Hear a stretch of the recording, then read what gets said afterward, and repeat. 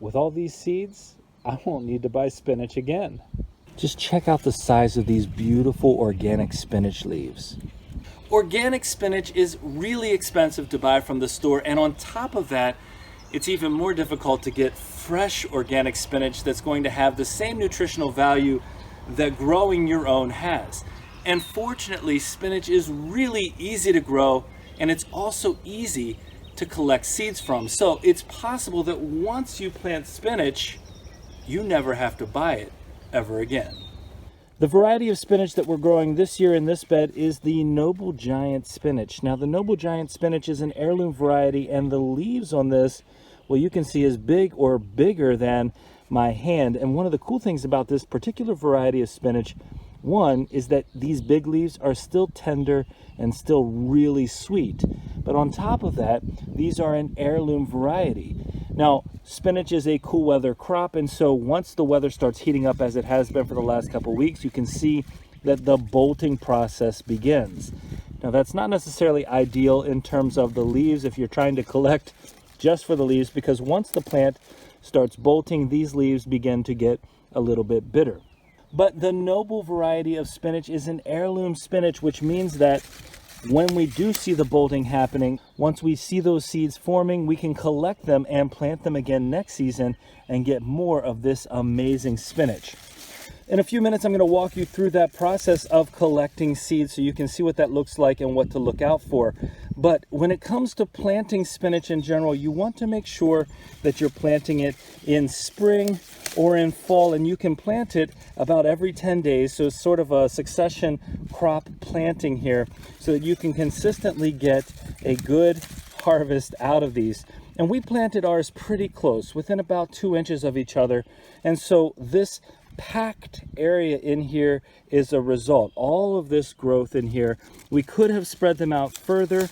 We could have also been harvesting these as we went along and left the main stem here in the middle. Now, for this one spinach plant, you can see I've taken off the exterior leaves of the plant and I've left all of these smaller interior leaves. This will continue to grow as long as the temperatures don't get too hot and cause it to bolt.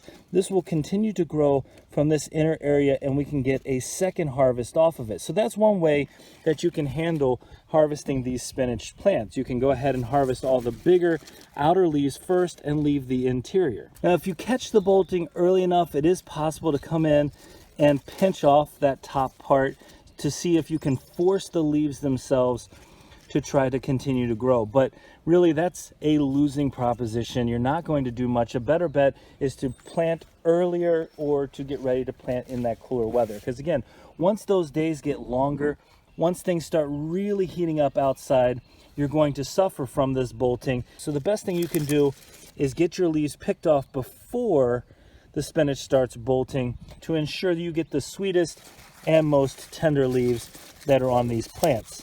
That's really what we want. We want to have some really healthy spinach coming in that tastes amazing.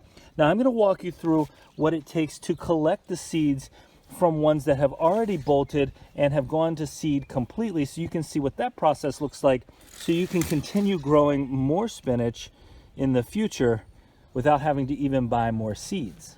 Now, once these spinach start bolting, you'll see the development of the seeds right off of the stem here. Now, I'm just going to take these off. These are not ones that I would want to harvest right now. They need to dry out, but you can see what I'm talking about in terms of where the seeds are going to be located. Now, if I go in here and open one of these up, what you can see right here is a green seed. And there you go. This is a spinach seed. Now, it's not one that we could actually plant because we didn't allow it to dry out, etc. But this is something that if we had allowed it to dry out, we could plant next season. So I'm going to show you what that process actually looks like so we can reduce our expenses. And in the meantime, I'm going to go ahead and harvest some more of this spinach. Well, first you can tell the difference between a male and female spinach plant only after they bolt, and you can see the male plant only produces flowers, whereas the female spinach plant is the one that produces all the seeds. Now, the male plant does tend to bolt first, but once they've both bolted, you'll see the development of the seeds on the female plant extends the entire length of the plant. It's actually really impressive. And I just showed you a couple of seconds ago what it looks like at the beginning of that bolting process, and now you can see what it looks like when they have bolted completely. All the way up to the top, you're getting these seed pods. As a side note, if you're growing multiple varieties of spinach, you may have to isolate them once they start bolting in order to prevent cross-pollination, since spinach is a wind-pollinated vegetable. But in our case, we only grew one variety, so we didn't have to worry about isolation. Now, one of the main reasons why these will bolt is because the day length gets above 12 hours, and also there's a lot of heat out there. Once its temperatures are above 70 degrees Fahrenheit consistently, the spinach doesn't really love that. It's going to start bolting, and after it's bolted for a couple of weeks, what we'll see happen is that it starts to die off. And when it dies off, what you'll see is that the color shifts from that green over to a brown color, a brownish gray color, and it will dry out, and the stalk itself will become woody. And then we can see very clearly, because all the leaves are going to be gone, we can see very clearly what these seed pods look like and how they're grouped together.